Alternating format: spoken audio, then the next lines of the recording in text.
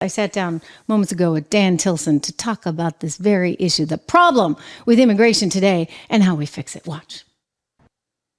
Dan Tilson, Federal Affairs Liaison for Americans for Prosperity. It is so good to have you here. You are the guy we need to talk to right now. So happy to be here. Well, listen, I mean, I'm looking at these numbers. It's crazy. It's not sustainable. Reuters out with a report. 350,000 people just granted asylum because they can't handle the caseload. What has happened? What is going on? This administration is really just setting everyone up for failure. Since January, I've even noticed a huge influx of immigrants right down the road here on Capitol Hill. And anyone can go check on them. No one is doing well. And it just feels like this administration is setting everyone up for poverty and not prosperity. You know, I look at it and let me just get this out there. I'm actually a believer in immigration. I think that immigration is a good thing. You just need to actually know who the heck is here and have some kind of system around it. I think back to Donald Trump when he said, listen, we want a big red carpet. We want to select, however, the people that are coming. And I'm not saying everybody has to have a PhD. Don't get me wrong. You need workers. You need to be strategic, right? And you might say, okay, wait, we're deficient in nurses.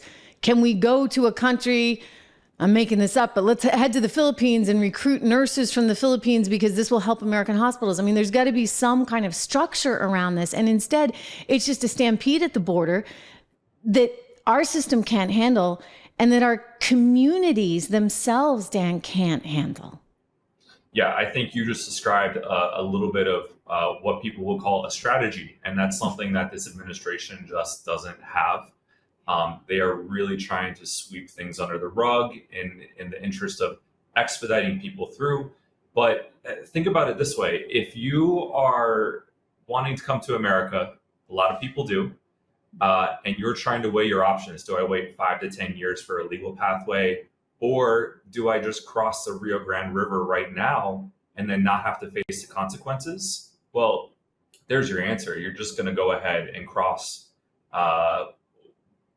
well, people are logical, right? I mean, and they're doing what's best for them. And look, one of the reasons they want to come here, hopefully, is because you can make a life for yourself here. And the values that have made this country so terrific, the meritocracy that it is, the capitalist country, hegemonic power as a result that it is, that's theoretically, hopefully, why people are coming here. And yet that gets destroyed in the process if you have a system that's not ready for it. And that's where we're really, really lacking. I agree with you. This administration doesn't have a strategy in place. I don't think they have the right people. I mean, I look around the mulberry bush here and we get an ex-MSNBC anchor, former governor of Michigan, as head of our energy department. I mean, that's wild to me. We get a social worker and former music major. Nothing against them. I studied music myself, but Manhattan School of Music and Columbia Social Work shouldn't qualify you to be a top economic advisor. And so as I look at all this, I'm like, no one knows what they're doing, Dan. And if you don't have qualified people, I think this is the result. Yeah, we're trying to bring the ideas here at Americans for Prosperity. When I walk down the street here in DC, for the folks that arrived from Venezuela over the past couple months, to their credit, they're at least yelling, I want a job, but you haven't come here the right way. And so unfortunately, you're never going to be able to level up. So what we're trying to do is flip the pyramid so that we are incentivizing people to come here the right way. And here's the reality that I think even Democrats are starting to understand. It starts with border security. If you don't have border security, if you don't have operational control down south, then folks are not going to feel the incentive to come here the right way. It makes all the sense in the world. And by the way, when you don't have those right incentives, I mean, to use sort of the law of unintended consequences that, we talk about a lot in economics, that's actually creating a whole subset of poor outcomes for a lot of the people, right, that are trying to come here, and they get put in harm's way in very dangerous positions because they're incentivized in poor ways. We need a better system. You guys have an idea for a better system.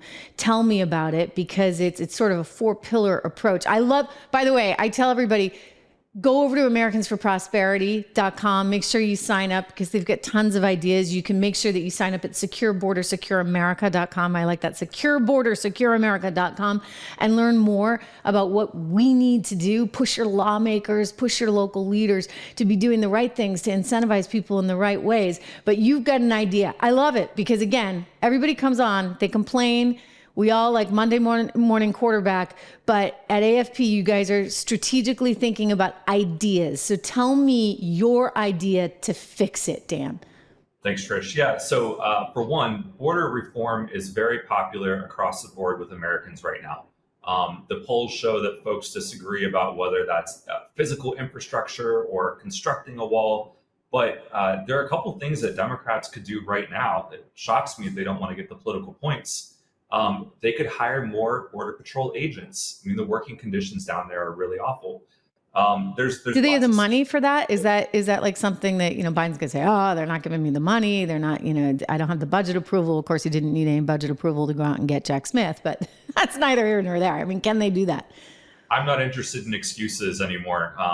The system is really breaking and we have to do something to fix it. And so that's why pillar one is secure borders and ports. But when we're talking with folks across the aisle, we help them understand that all of the wonderful things about immigration that we love, that we cherish in this country, it ties back to border security. And so next we talk about increasing American competitiveness, finding out where are the gaps in our labor market, whether that's with STEM visas or doctors in rural areas, or even just additional help on the farm. These are important aspects of a working, functioning economy. But it's really difficult for businesses to find those individuals because our rules are so complicated. When I talk with people that have recently immigrated, they'll say, well, I'm Venezuelan and I thought I qualified for this, but it turns out that program's only for Haitians or Mexicans. This doesn't make sense. And so we need clear and predictable rules. And then finally, we need transparency so that we can really judge what is working about our system, and then we can hold our legislators accountable. I play a soundbite a lot on the show because I think it's important to remember how this has become so highly politicized in the wrong ways, right? And you go back to 2020, and the soundbite I play is President Biden, candidate Biden, in the 2020 Democrat debate, saying that he would advise people to stampede the border and that we are, a country that should be welcoming everyone. And it was a strange thing to say in my estimation, given the national security considerations, et cetera. But he said it. And up until recently, we heard a very different tone. And even now, Dan, we're hearing from his former press person turned MSNBC host, Jen Psaki, that he had to do this. He had to put this border order in place in which if it gets too overwhelmed, they're going to shut down the border. This is something he had to do for political reasons, which makes me think, he doesn't really believe it. And then I say to myself, well, what does he really want here? What is the end game? Because it hurts America. It hurts Americans to have a borderless society here. I mean, you just can't do it. Well, maybe it's an admission that he has to at least partially solve a problem that he created. When you have this rhetoric that it's okay to stampede the borders, it's dangerous for those who want to migrate, especially those that want to migrate legally. It's dangerous for our Border Patrol agents. Can you imagine putting on your bulletproof vest and going to work that morning after hearing people might try and storm you? This is really not the way to come into a country and start a new life. So I think the administration needs to be more responsible. If we want folks to come here the right way, to unleash their talents for our economy, we've got to help them do it the right way. But we've got to make sure that the rules are clear, predictable, and then we hold the immigrants to those standards. Yeah. The Federal Reserve was out recently saying that they credited the recent growth, which is not much, 1 and change percentage growth. We got a little teeny bit of growth.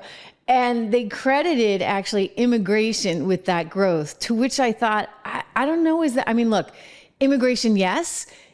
if you have people working in the right sort of economic spots, et cetera, can help us. And it's one of the reasons why we need it. However, if you're relying on the stipends given by government to people who are living in hotels for 6 months and getting cell phones, et cetera, I don't think that's the answer. I mean, that's not our future either. I don't know how much the government can afford it. It feels almost fictional, like a money transfer, right? Like the government's giving money to migrants to sustain them for a little bit, and maybe they're buying some stuff, and you're looking and saying, oh, well, now we got a few points, or not even that, on GDP. Yeah, I think, the Democrats have been trying to harp on these very, very marginal successes. And so I like to remind them that a century ago, we had more than twice the number of migrants arrive in New York City than we had today. But they went through Ellis Island, they went through a process, they got certified, and then we decided to do something great with it. We built the subway. Now we're just simply giving handouts and allowing people to stay in a hotel room for 30 days. And in exchange, the citizens of New York have fewer access to library hours, they have fewer accesses to other government programs. And so people are asking to sacrifice when instead we could be finding a win-win. But we have to go back to border security. Like, we've really incentivized people to come here the wrong way, and nothing will get fixed until we have control there. Until we fix that. So big border patrol, secure the borders, be strategic, think about who you need, and create a system. It shouldn't be that hard. I mean, look at the technological advances we have, Dan. It should not be that hard. We ought to be able, use AI if you have to. I don't know, but you ought to be able to figure it out. If we figured it out back in the Ellis Island days, how can we not figure it out now? Yeah, it's just a lack of will. I think there's a sense that this administration just wants to rush as many people into the country as they possibly can. But I got to be honest with you, when I go down the street and see these folks that are just hanging out on the sidewalk begging for jobs, I'm not even sure at this point that they would be Biden voters. Dan, thank you so much. I encourage everybody to go to Secure Border, secureamerica.com. Critical stuff. Dan Tilson, Americans for Prosperity, thank you. Thank you so much. You can get a copy of our 4 Pillars booklet on Secure Border, secureamerica.com. My thanks to Dan Tilson, Secure America, Secure Border, secureamerica.com. Go get yours. Listen, great points there. Shouldn't be that hard, right? You think of the advantages that we have today that we didn't have back in the days of Ellis Island. We ought to be able to get this done. And yet, you know what? There's absolutely no will. And we can debate why that is.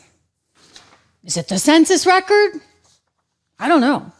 But I think ultimately it's a very bad thing for America to just open up the floodgate like that. We can't handle it, right? We just can't, Joe. And people are recognizing this more and more and more.